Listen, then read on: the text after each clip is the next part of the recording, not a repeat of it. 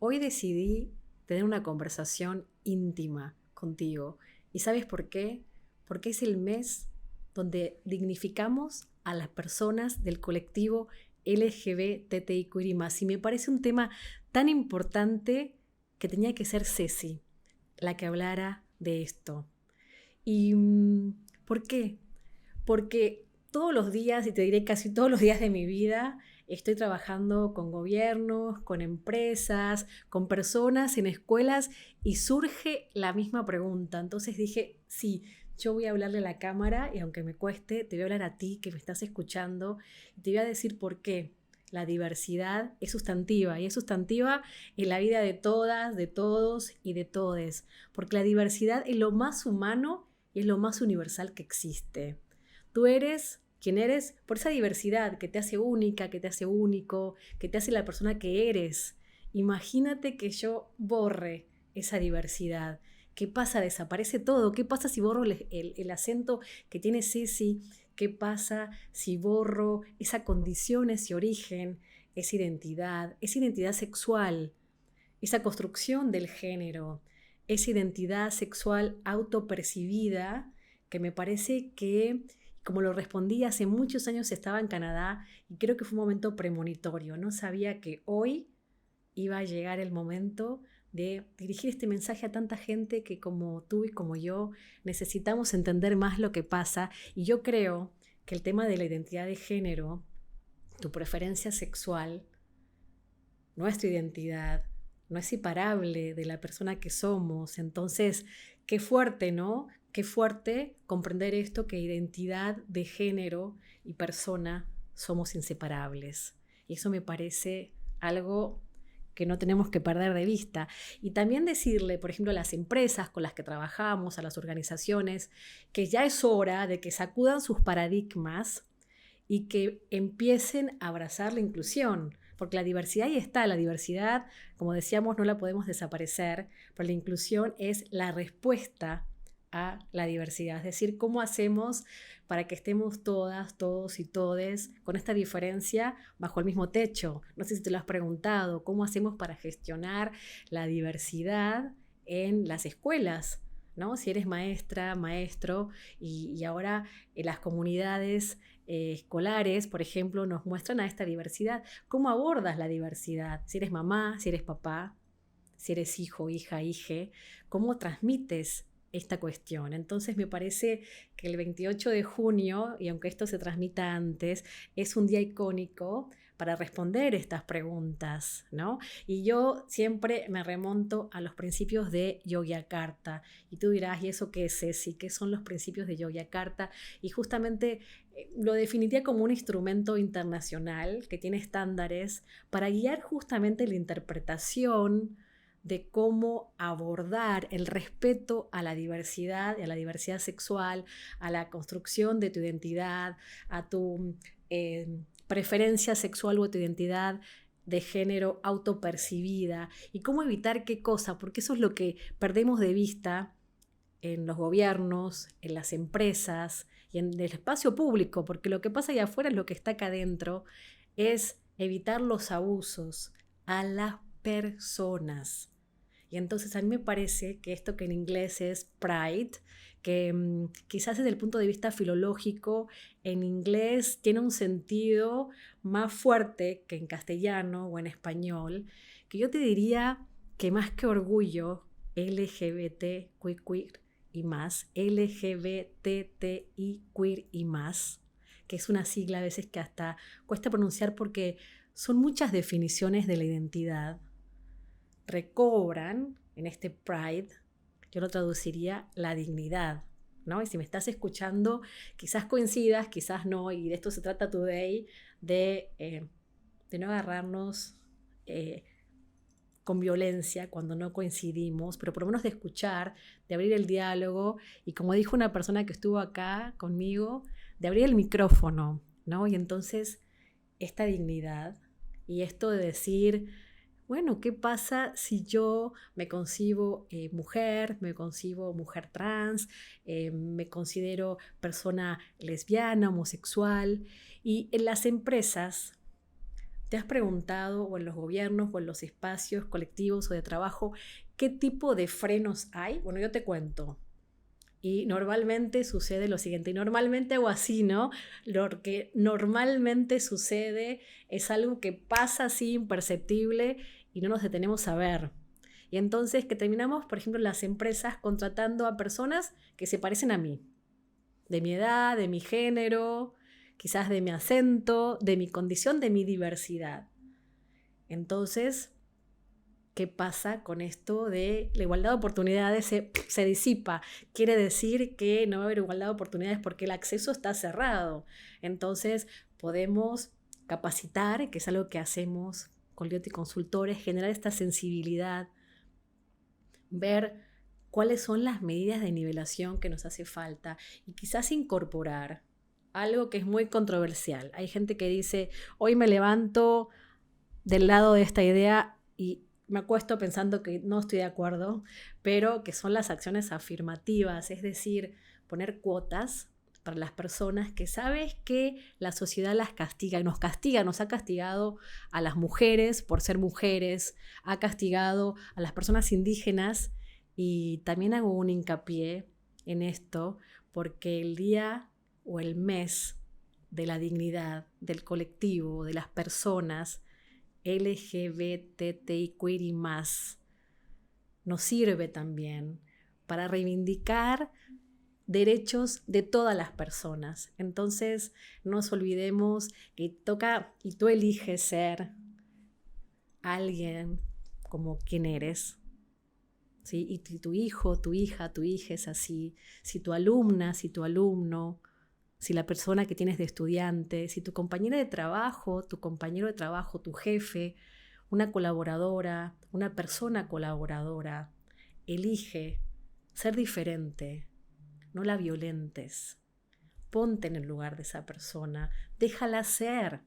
He aprendido, y casi se me pone la piel chinita, qué tan difícil es poder ejercer la libertad interior. Hablamos de libertad, hablamos de derechos humanos, hablamos de no discriminación y hablamos de no violencia. Pero estamos como con chalecos de contención por todos lados. Y esto de querer mostrarle al mundo quién somos, si lo metemos en una jaula, si nos contenemos, si nos reprimimos, te lo dice alguien que ha reprimido mucho y ha cerrado mucho el micrófono y hasta hoy se anima a hablar y a hablarte de esta manera, que cuántas personas jóvenes no están sufriendo hoy porque no pueden ejercer esta libertad de ser quienes son, personas de diferentes edades. Entonces, si tienes la posibilidad de ser agente de cambio, hazlo ya, ¿no? Y si vas a gestionar la diversidad, la equidad y la inclusión, pues no es que haya una receta para hacerlo, pero por lo menos te diré lo siguiente.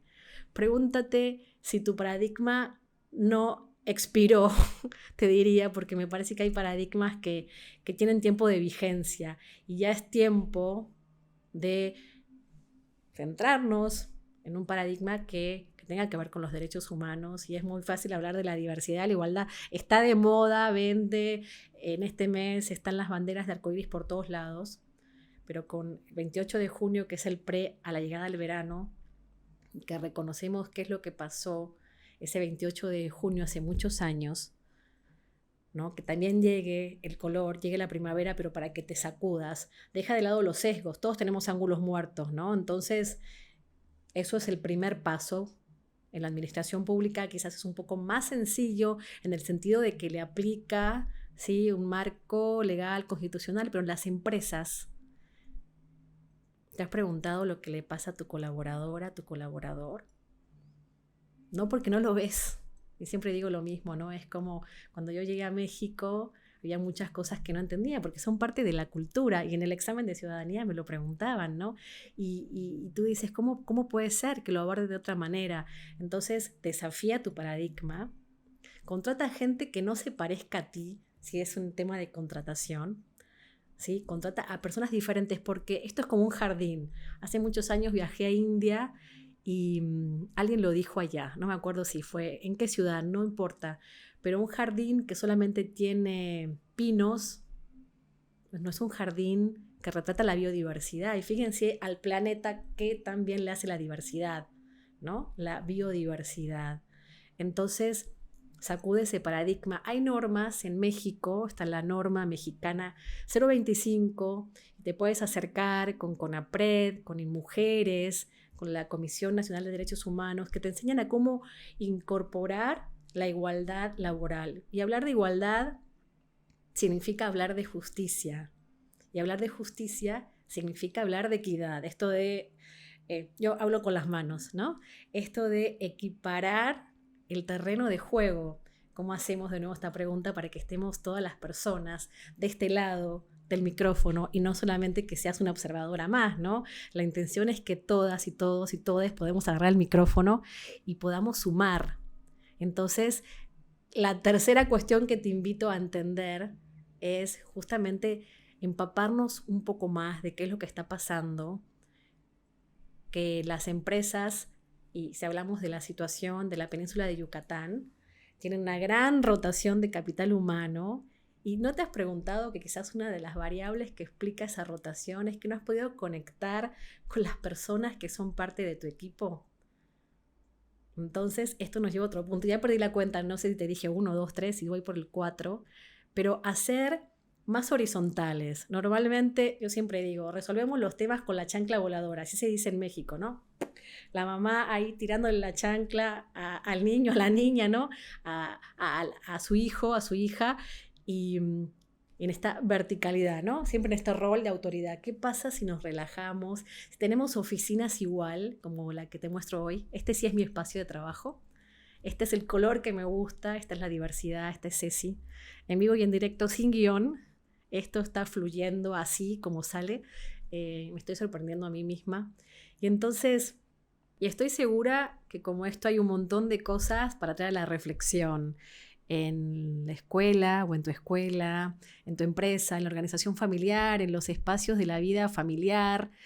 Hay muchísimo para hablar y hay muchísimos términos que merecen la pena explicarse, porque a veces sí me ha pasado en mi experiencia de cursos, cuando decimos LGBTI queer y más, incluso la gente usa un sarcasmo. Yo digo, bueno, hay que explicarlo y decir qué significa y por qué significa dignificar a las personas. Entonces yo te invito hoy desde mi espacio, que es este, donde te di la bienvenida al comienzo, al espacio de Today, el podcast, a seguir abriendo el micrófono para hablar de los temas que tú que estás ahí o vos que estás allá, ¿sí? Porque una también tiene esta diversidad y es promotora de la diversidad. Te preocupan, te ocupan, que quieres sacar y no te has animado a sacarlo porque es difícil, porque está la mirada externa, porque están tus papás, está tu mamá, está tu maestro, está tu maestra, estás tú misma como persona reprimiendo eso que eres.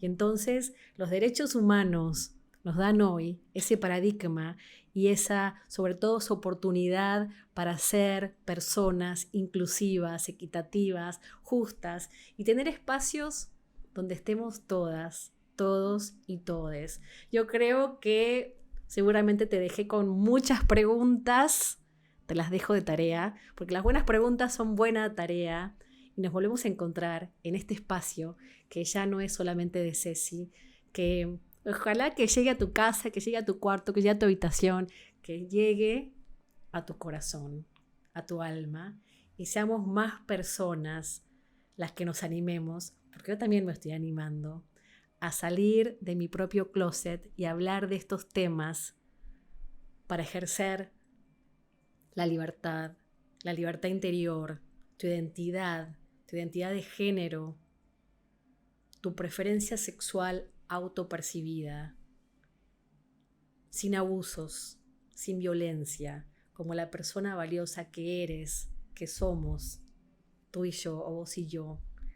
Y de eso se trata Today. Y hoy es un día muy especial para mí porque me animé y espero que tú igual. Y entonces te espero en nuestro próximo podcast de Today, donde abrimos el micrófono para hablar de estos temas. Sin ti, yo no soy nadie, porque necesito escuchar tu voz y abrir el diálogo.